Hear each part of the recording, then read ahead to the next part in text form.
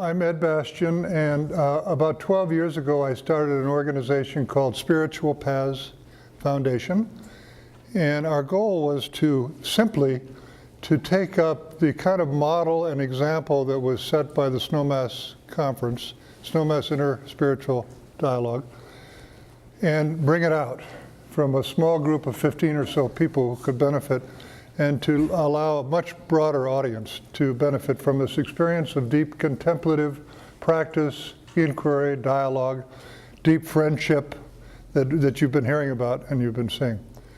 And so my background had been primarily Buddhism.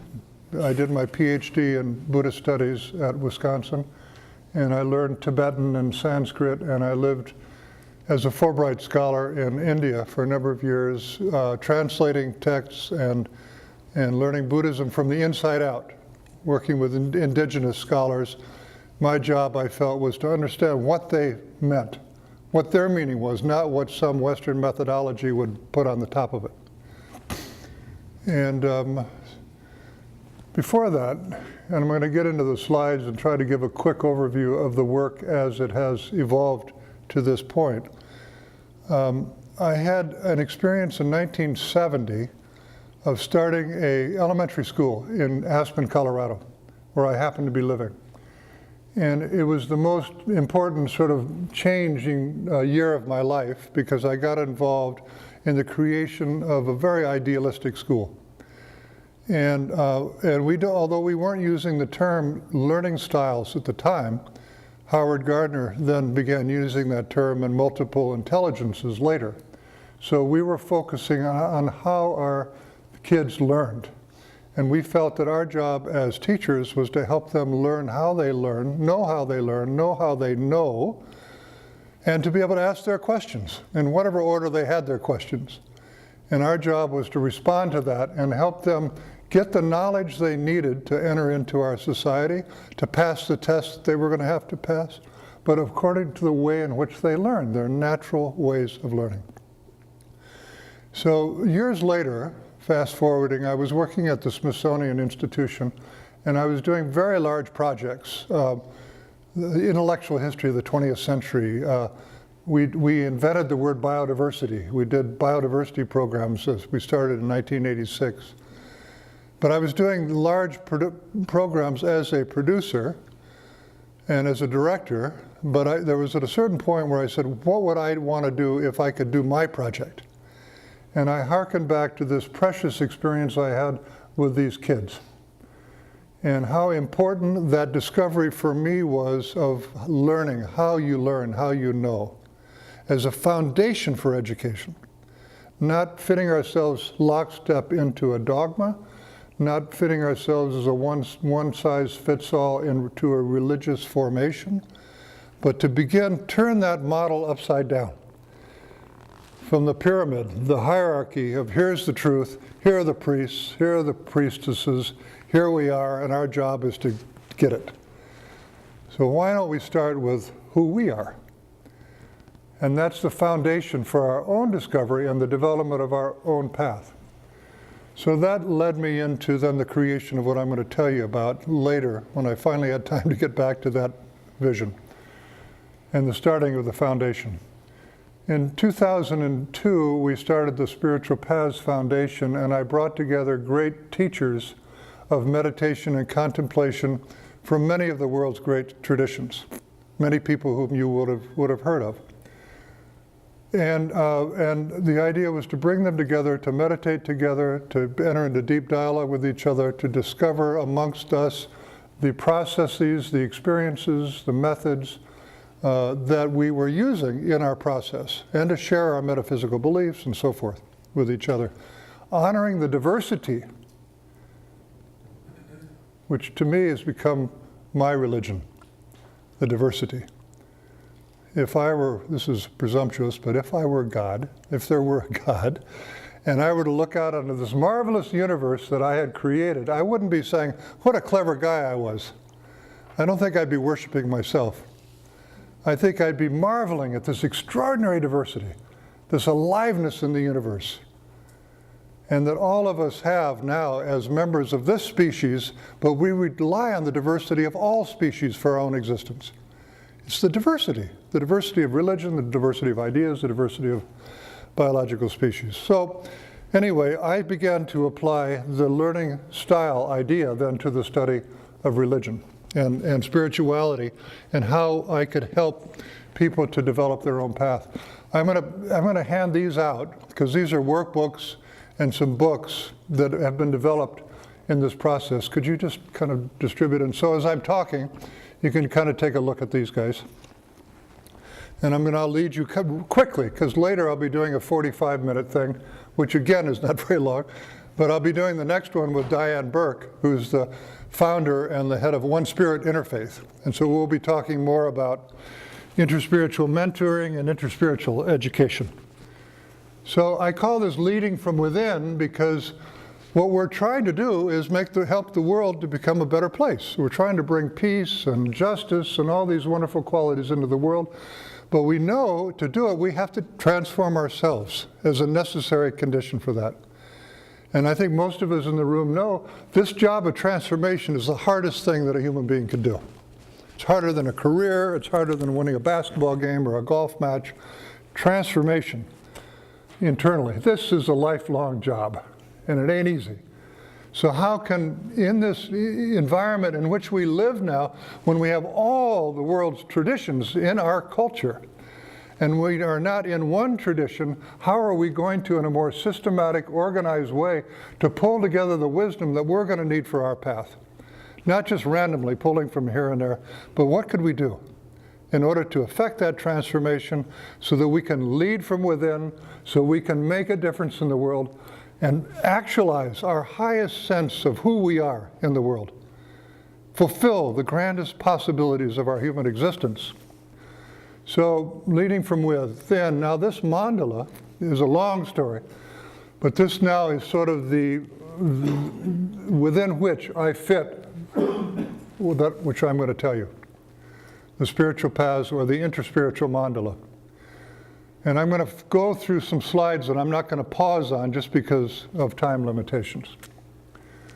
But as you see, the way for this type of approach was laid out by great beings in the past. Jalaluddin Rumi is one. So I try to begin with a very simple definition. What is spiritual? The intention, wisdom, and practice pertaining to the essence of our being. This is the way I'm comfy with it. So this is how I'm approaching it. So you know my orientation. Spiritual, spirit, spiritus, breath, essence. We all long as human beings to know who we are. And that's the essence of who we are. So that's a general way of looking at spiritual for me. Spirituality, to be concerned, and this, of course, this is the Dalai Lama's definition, which I find is great because it leaves off any metaphysical belief or assumption that everybody has to fit into to call themselves interspiritual or spiritual. Spirituality I take to be concerned with those qualities of the human spirit, such as love, compassion, patience, tolerance, forgiveness, contentment, sense of responsibility, sense of harmony, which bring happiness to self and others. This is a general human statement. Doesn't mean you have to believe in God, an ultimate reality, and this is basic stuff. InterSpiritual, these are my ways of doing it. There's a variety of ways of doing this now. The intention, wisdom, and practice pertaining to the shared contemplative wisdom and experience of the world's spiritual traditions. So this is what would distinguish it from interfaith. Tolerance, respect, coming together, talking from our traditions, for our traditions. In this, we're sharing deeply with each other the internal elements of our practice, the wisdom, the experience. And in that, we become of one heart. We lose that sense of the otherness.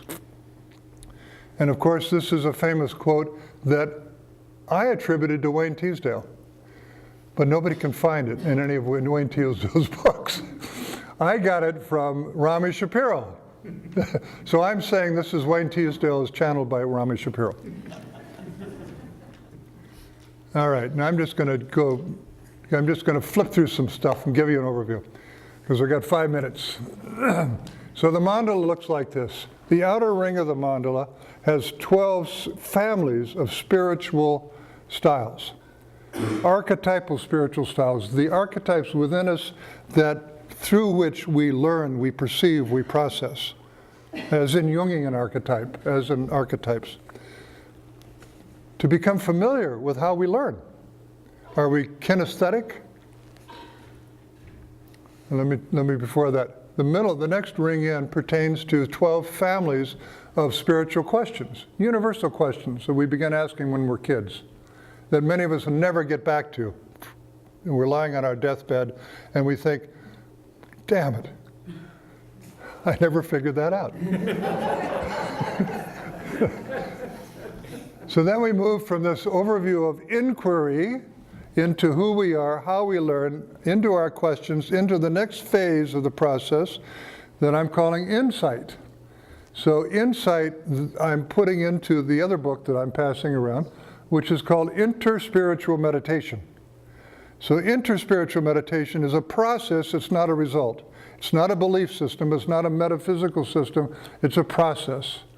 And the 7 parts, may I be happy and healthy, Dalai Lama. May I be grateful. May I be transformed. May I be loving and compassionate. May I become mindful through my breath and breathing. May I become wise through my meditation. And may I be in service to all beings. So within this process orientation, a mentor would help a mentee to develop their own contemplative practice that they can have ownership over and do consistently throughout their life. They can choose wisdom from the treasures of their birth, the one they love, the one they're part of, or they can use the mandala and the InterSpiritual meditation as a context, a container for developing their own practice and in a more systematic, disciplined way, pulling the wisdom from various traditions that will help them on their path to help them lead from within. The last part of the process I'm calling integration. So now we've done the inquiry, we've been working on our insight, the developing of our own wisdom, our compassion, and now how are we going to integrate this into our self, our family, our relationships, our professions, and into the world? Integration. So the curriculum and the process of InterSpiritual mentoring then moves through these 3 phases. So obviously we're not going to have time to do any of this now, but because we're down to 1 minute, right? So I'm going to go really quick. So I've developed an instrument to help people discern their own spiritual styles. There are 60 questions. And I've used models of Myers-Briggs, of Enneagram, of various, the 4 yoga, there are a variety of things to help people to discern, become aware of what the spiritual styles that are within them, to harness these styles in order to answer their questions and develop their path. And then another instrument to help them to relive into their questions, remember their questions. I have students at a university, I say, what's your question? I don't have any questions. What do you mean? Everything you do everything you do with your life in your day presupposes a question. Now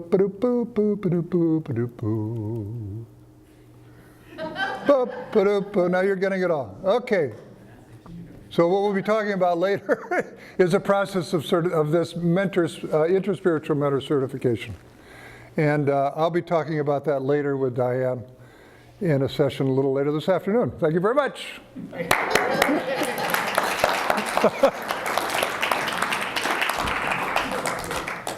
There are practices that one is drawn toward, that one has a passion toward, interest in, but there's also maybe areas in our lives where we have blind spots, or we're always getting into trouble, or disturbances around certain areas, and we may not consciously be drawn to spiritual practices to help us with those areas where our blind spots are.